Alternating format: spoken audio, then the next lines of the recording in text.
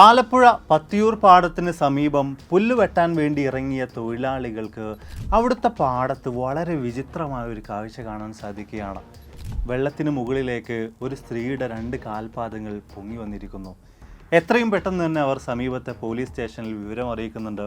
പോലീസുകാർ സംഭവ സ്ഥലത്തേക്ക് എത്തിച്ചേരുകയും വിശദമായൊരു പരിശോധന നടത്തുകയും ചെയ്ത ഉടനെ തന്നെ അതൊരു കൊലപാതകമാണ് എന്ന് അവർക്ക് മനസ്സിലാക്കാൻ സാധിക്കുകയാണ്. എങ്ങും എത്താതെ പോകേണ്ടിയിരുന്നൊരു കേസായിരുന്നു അത്. എന്നാൽ ഈ ഒരു കേസിൽ ചത്ത് ജീർണിച്ചൊരു പൂച്ച വലിയൊരു വഴിത്തിരിവായി മാറുകയാണ്. ഏറ്റവും ഒടുവിൽ കൃത്യമായ അന്വേഷണങ്ങളിലൂടെ പ്രതിയെ പിടികൂടാനും പോലീസുകാർക്ക് സാധിച്ചു. അതെ, ചത്ത പൂച്ച തെളിയിച്ച കേസിൻ്റെ വിശദാംശങ്ങളിലേക്കാണ് ഇന്ന് ഞാൻ നിങ്ങളെ സ്വാഗതം ചെയ്യുന്നത്. Welcome back to F world. അഫ്ലുഹിയ.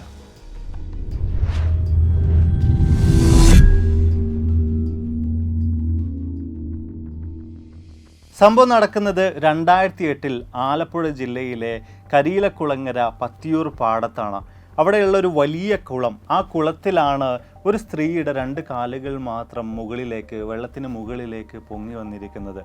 പോലീസുകാർ സംഭവ സ്ഥലത്തേക്ക് എത്തിച്ചേരുന്നുണ്ട്. വിശദമായിട്ടുള്ള പരിശോധനകളിലേക്ക് അവർ നീങ്ങുന്നുണ്ട്. ഏറെക്കുറെ 50-60 വയസ്സ് പ്രായം തോന്നിക്കുന്ന ഒരു സ്ത്രീയുടെ മൃതദേഹമാണ് വെള്ളത്തിൽ പൊങ്ങി വന്നിട്ടുണ്ടായിരുന്നത്. മാത്രമല്ല അവരുടെ ശരീരം പൂർണ്ണമായിട്ടും ഒരു ജീർണിച്ച അവസ്ഥയിലേക്ക് എത്തിയിട്ടുണ്ടായിരുന്നു. അവരുടെ വയറ് കീറി വയറ്റിനകത്തുള്ള ആന്തരിക അവയവങ്ങളൊക്കെ പുറത്തേക്ക് വന്നൊരവസ്ഥയിൽ വളരെയേറെ വികൃതമായിട്ടുള്ള ഒരവസ്ഥയിലാണ് അവരുടെ മൃതദേഹം ഉണ്ടായിരുന്നത്. മാത്രവുമല്ല വെള്ളത്തിൽ താഴുന്നതിന് വേണ്ടിയിട്ട് അവരുടെ അരയിലും അതുപോലെ തന്നെ കഴുത്തിന് പുറകിലൊക്കെ ആയിട്ട് വലിയ കല്ല്, വേലിക്കല്ല് വെച്ച് കെട്ടിയിട്ടുണ്ടായിരുന്നു. അതുപോലെ തന്നെ അവരുടെ സാരി ഉപയോഗിച്ചുകൊണ്ട് കൈകാലുകളൊക്കെ തന്നെയും ബന്ധിപ്പിച്ചൊരവസ്ഥയിലാണ് ഈ മൃതദേഹം പോലീസുകാർക്ക് കണ്ടെടുക്കാൻ സാധിക്കുന്നത്. ഈ ഒരൊറ്റ കാഴ്ചയിൽ നിന്ന് തന്നെ കൃത്യമായ ആസൂത്രണം ചെയ്ത് നടപ്പിലാക്കിയിട്ടുള്ള ഒരു കൊലപാതകം തന്നെയാണ് ഈ സ്ത്രീയുടേത് എന്നൊരു നിഗമനത്തിലേക്ക് പോലീസുകാർക്ക് എത്തിച്ചേരാൻ സാധിക്കുകയാണ്. പക്ഷെ ഒരിക്കലും അത് ചെയ്തിട്ടുള്ളത്, ആ ഒരു കൊലപാതകം ചെയ്തിട്ടുള്ളത് ഈ ഒരു കുളത്തിന് സമീപത്ത് വെച്ചുകൊണ്ടല്ല, മറ്റെവിടെയോ വെച്ചുകൊണ്ട് ഈ ഒരു സ്ത്രീയെ കൊലപ്പെടുത്തിയതിനു ശേഷമാണ് ഈ ഒരു വലിയ കുളത്തിൽ കൊണ്ടുവന്ന് കെട്ടിത്താഴ്ത്തിയിട്ടുള്ളത് എന്ന കാര്യവും പോലീസുകാർക്ക് മനസ്സിലാക്കാൻ സാധിക്കുകയാണ്. എന്തൊക്കെ തന്നെയായാലും ആദ്യം തന്നെ ആരാണ് ഈ സ്ത്രീ എന്ന് കണ്ടെത്താൻ വേണ്ടിയുള്ള അന്വേഷണങ്ങൾ പോലീസുകാർ ആരംഭിക്കുകയാണ്. അതിനുവേണ്ടി അവർ ചെയ്തത് ഈ സമീപ പ്രദേശങ്ങളിൽ നിന്നൊക്കെ തന്നെയും ഏതെങ്കിലും സ്ത്രീകളെ കഴിഞ്ഞ ദിവസങ്ങളിലായിട്ട് കാണാതായിട്ടുണ്ടോ എന്ന് അന്വേഷിക്കുക, അത്തരത്തിലുള്ള റിപ്പോർട്ടുകൾ തേടുക എന്നതായിരുന്നു.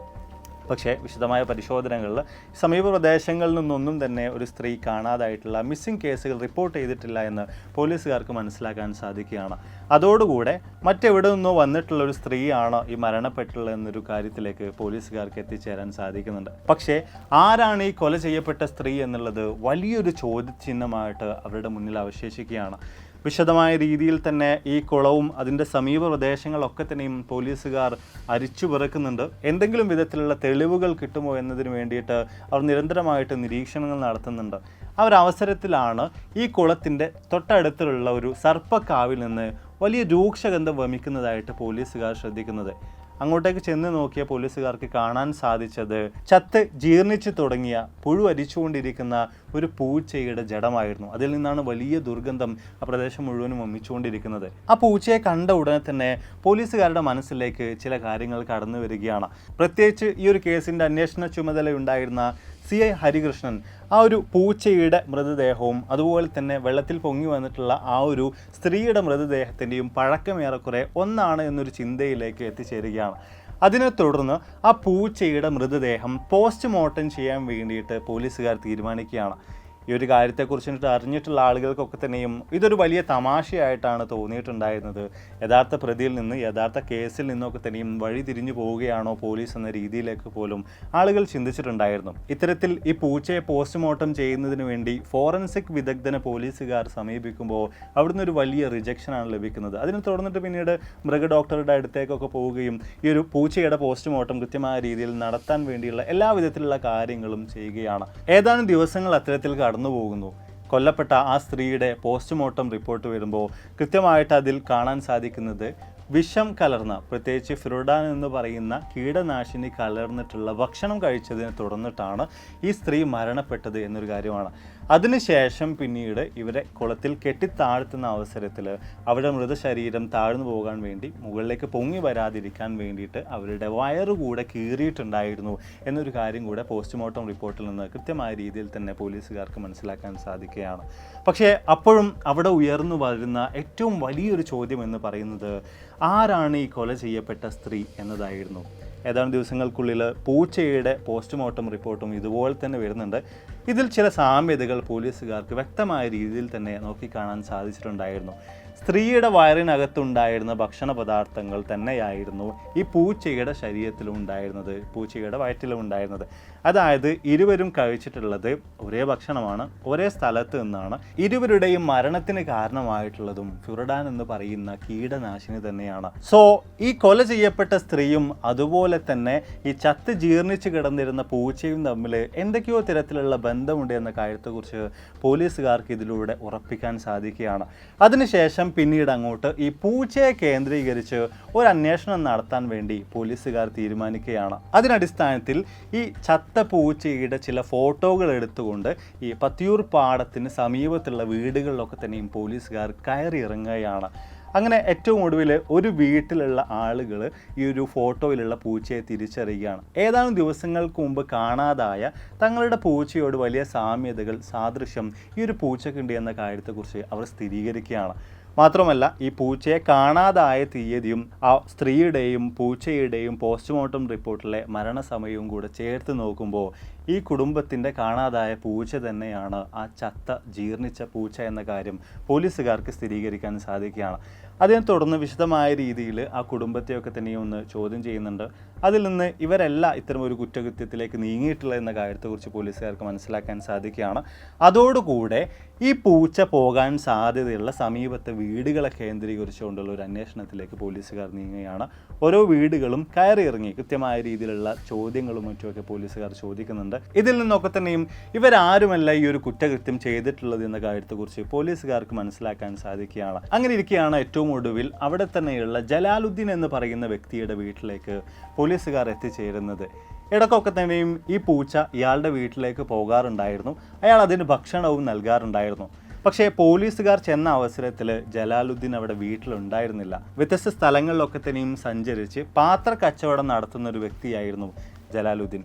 എന്തൊക്കെ തന്നെയായാലും ഈ കേസിൻ്റെ ഭാഗമായിട്ട് ജലാലുദ്ദീനെ പോലീസുകാർ ഫോണിൽ ബന്ധപ്പെടുകയാണ്. ബാക്കി എല്ലാവരോടും കാര്യങ്ങളൊക്കെ ചോദിച്ചറിഞ്ഞതുപോലെ തന്നെ ഇയാളോടും വിശദമായിട്ട് കാര്യങ്ങളൊക്കെ ഒന്ന് ചോദിക്കുക എന്നത് തന്നെയായിരുന്നു പോലീസുകാരുടെയും ഉദ്ദേശം. പക്ഷേ ഇയാളിൽ ചില അസ്വാഭാവികമായിട്ടുള്ള കാര്യങ്ങളൊക്കെ തന്നെയും പോലീസുകാർക്ക് ശ്രദ്ധിക്കാൻ സാധിക്കുകയാണ്. പലപ്പോഴും ഇയാൾ എവിടെയാണ് ഉള്ളത് എന്ന ചോദ്യത്തിന് തെറ്റായ രീതിയിലുള്ള മറുപടികൾ ഇയാൾ നിരന്തരമായിട്ട് പറഞ്ഞുകൊണ്ടിരിക്കുകയാണ്. പോലീസ് സ്റ്റേഷനിലേക്ക് കേസിൻ്റെ ഭാഗമായിട്ട് വരണമെന്ന് പറയുമ്പോൾ പലപ്പോഴും അയാൾ വരാതെ ആ തീയതി പിന്നെയും നീട്ടി താൻ യാത്രയിലാണ്, കച്ചവട ആവശ്യാർത്ഥം പുറത്താണ് എന്നൊക്കെ പറഞ്ഞ് തെറ്റായ ലൊക്കേഷനുകൾ കൂടെ പറഞ്ഞ് മുന്നോട്ടേക്ക് പോകുന്ന ഒരു പ്രവണതയാണ്, ഒരു കാഴ്ചയാണ് പോലീസുകാർക്ക് അവിടെ കാണാൻ സാധിച്ചത്. അതോടുകൂടെ തന്നെ ഈ കേസുമായിട്ട് ജലാലുദ്ദീൻ എന്തൊക്കെയോ തരത്തിലുള്ള ബന്ധമുണ്ട് എന്ന കാര്യത്തെക്കുറിച്ച് പോലീസുകാർ സ്ഥിരീകരിക്കുകയാണ്. ഇതോടുകൂടിയിട്ട് ഇയാളെ രഹസ്യമായിട്ട് പോലീസുകാർ നിരീക്ഷിച്ചു വരാൻ ആരംഭിക്കുകയാണ്. ഏറ്റവും ഒടുവിൽ ഒരു ദിവസം ഇയാൾ വീട്ടിലേക്ക് എത്തിച്ചേരുന്ന അവസരത്തിൽ വീട് വളഞ്ഞുകൊണ്ട് ഇയാളെ പോലീസുകാർ പിടികൂടുകയും പിന്നീട് വിശദമായ രീതിയിലുള്ള ചോദ്യം ചെയ്യലുകളിലേക്ക് കടക്കുകയും ചെയ്യുന്നുണ്ട്. അതിനെല്ലാം ഒടുവിൽ ആ സ്ത്രീയെ കൊന്ന് കുളത്തിൽ കെട്ടിത്താഴ്ത്തിയത് താനാണ് എന്ന കാര്യത്തെക്കുറിച്ച് ജലാലുദ്ദീൻ കുറ്റസമ്മതം നടത്തുന്നുണ്ട്. അതെ, ചത്ത് ജീർണിച്ച ഒരു പൂച്ചയിൽ നിന്ന് ആരംഭിച്ച ആ ഒരു കേസ് ഏറ്റവും ഒടുവിൽ കൃത്യമായ രീതിയിൽ തന്നെ കൊലയാളിയിലേക്ക് പോലീസുകാരെ കൊണ്ട് എത്തിച്ചിരിക്കുന്നു. പക്ഷേ അപ്പോഴും അവിടെ ഉയർന്നു വന്നിരുന്ന ചില ചോദ്യങ്ങളുണ്ട്. ആരാണ് ഈ കൊല ചെയ്യപ്പെട്ട സ്ത്രീ? എന്തിനായിരുന്നു ജലാലുദ്ദീൻ അവരെ അതിക്രൂരമായ രീതിയിൽ തന്നെ കൊല ചെയ്ത് കുളത്തിൽ കെട്ടിത്താഴ്ത്തിയത്? കൊല ചെയ്യപ്പെട്ട ആ സ്ത്രീയുടെ പല്ലുകളെല്ലാം തന്നെ കൃത്രിമമായിരുന്നു. അതിനാലൊക്കെ തന്നെയും ആദ്യഘട്ടങ്ങളിൽ പോലീസുകാർ അതിനെ കേന്ദ്രീകരിച്ചുകൊണ്ടുള്ള ഒരു അന്വേഷണത്തിലേക്കൊക്കെ തന്നെയും നീങ്ങുന്നുണ്ട്. ഇതിനിടയിലാണ് എറണാകുളത്ത് നിന്ന് പല്ലില്ലാത്ത ഒരു സ്ത്രീയെ കാണാതായിട്ടുണ്ട് എന്നൊരു മിസ്സിംഗ് കേസ് ഫയൽ ചെയ്യപ്പെടുന്നത്. ഇതിനടിസ്ഥാനത്തിൽ തന്നെ ഈ ഒരു സ്ത്രീയുടെ ബന്ധുമിത്രാദികളൊക്കെ തന്നെയും ആലപ്പുഴ മെഡിക്കൽ കോളേജിലേക്ക് എത്തിച്ചേരുകയും ഈ കുളത്തിൽ നിന്ന് കണ്ടെടുത്തിട്ടുള്ള കൊല ചെയ്യപ്പെട്ട ആ സ്ത്രീയുടെ മൃതദേഹം ഐഡൻറ്റിഫൈ ചെയ്യാനുള്ള ശ്രമങ്ങൾ നടത്തുകയും ചെയ്യുകയാണ്. പക്ഷേ എറണാകുളത്ത് നിന്ന് കാണാതായിട്ടുള്ള ആ സ്ത്രീയല്ല കൊല ചെയ്യപ്പെട്ടുള്ളത് എന്ന കാര്യത്തെക്കുറിച്ച് അവരുടെ ബന്ധുമിത്രാദികളിൽ നിന്ന് പോലീസുകാർക്ക് സ്ഥിരീകരിക്കാൻ സാധിക്കുകയാണ്. പിന്നെയും ആരാണ് ഈ സ്ത്രീ എന്നത് വലിയൊരു ചോദ്യചിഹ്നമായിട്ട് അവശേഷിക്കുകയാണ്. അങ്ങനെ ഇരിക്കെയാണ് ആലപ്പുഴ ജില്ലയിലെ തന്നെ കരുവാറ്റ എന്ന് പറയുന്ന സ്ഥലത്തുള്ള ഒരു സ്ത്രീയെ കഴിഞ്ഞ ഏതാനും ദിവസങ്ങളായിട്ട് കാണാനില്ല, അവർ വീട്ടിലേക്ക് തിരിച്ചെത്തിയിട്ടില്ല എന്ന രീതിയിൽ ഒരു മിസ്സിംഗ് കേസ് ഫയൽ ചെയ്യപ്പെടുന്നത്, റിപ്പോർട്ട് ചെയ്യപ്പെടുന്നത്.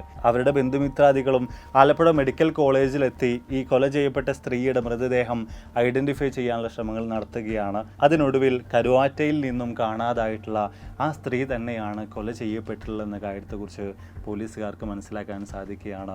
ആ ബന്ധുമിത്രാദികൾ അത് കൺഫേം ചെയ്യുകയാണ്. വ്യത്യസ്ത സ്ഥലങ്ങളിൽ നടന്ന് പാത്രക്കച്ചവടം നടത്തിയിരുന്ന ജലാലുദ്ദീനും ഈ സ്ത്രീയും തമ്മിൽ വർഷങ്ങളോളമുള്ള പരിചയമുണ്ടായിരുന്നു. അതിനടിസ്ഥാനത്തിൽ ഒരിടക്ക് പണത്തിന് ആവശ്യം വന്നപ്പോൾ ആ സ്ത്രീ അവരുടെ സ്വർണ്ണാഭരണങ്ങളൊക്കെ തന്നെയും ജലാലുദ്ദീന് പണയം വെക്കാൻ വേണ്ടി നൽകുകയും ആ പണം ഉപയോഗിച്ചുകൊണ്ട് ഇയാൾ കൂടുതൽ സാധന സാമഗ്രികളെല്ലാം മേടിച്ച് ലാഭം ഉണ്ടാക്കുകയൊക്കെ ചെയ്തിട്ടുണ്ടായിരുന്നു.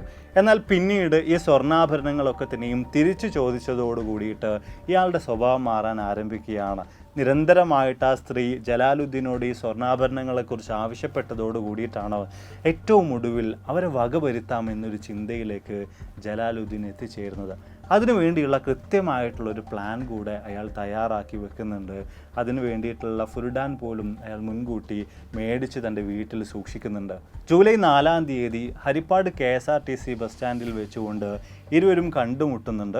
അതിനുശേഷം പിന്നീട് അവർ ട്രിവാൻഡ്രത്ത് ഭീമാപള്ളിയുടെ സമീപ പ്രദേശങ്ങളിലും മറ്റുമൊക്കെ ആയിട്ട് അന്നത്തെ ദിവസം ചെലവഴിക്കുന്നുണ്ട്. അവിടെയൊക്കെ തന്നെയും കറങ്ങി നടക്കുന്നുണ്ട്. അതിനുശേഷം ഏറെക്കുറെ രാത്രി 10 മണിയാകുമ്പോൾ കായംകുളം KSRTC സ്റ്റാൻഡിലേക്ക് അവർ വന്നിറങ്ങുകയും അവിടെ നിന്ന് ഓട്ടോ പിടിച്ചുകൊണ്ട് കരിയിലക്കുളങ്ങരയിലുള്ള ജലാലുദ്ദീൻ്റെ വീട്ടിലേക്ക് ഇരുവരും എത്തിച്ചേരുകയും ചെയ്യുന്നുണ്ട്. ഇരുവരും അന്നേ ദിവസം അവിടെ വെച്ചുകൊണ്ട് അത്താഴമൊക്കെ കഴിക്കുന്നുണ്ട്. പക്ഷേ ആ സ്ത്രീക്ക് വേണ്ടി തയ്യാറാക്കി വെച്ച ഭക്ഷണത്തിൽ മുൻകൂട്ടി തന്നെ ഫുർഡാൻ എന്ന കീടനാശിനി ജലാലുദ്ദീൻ കലർത്തിയിട്ടുണ്ടായിരുന്നു.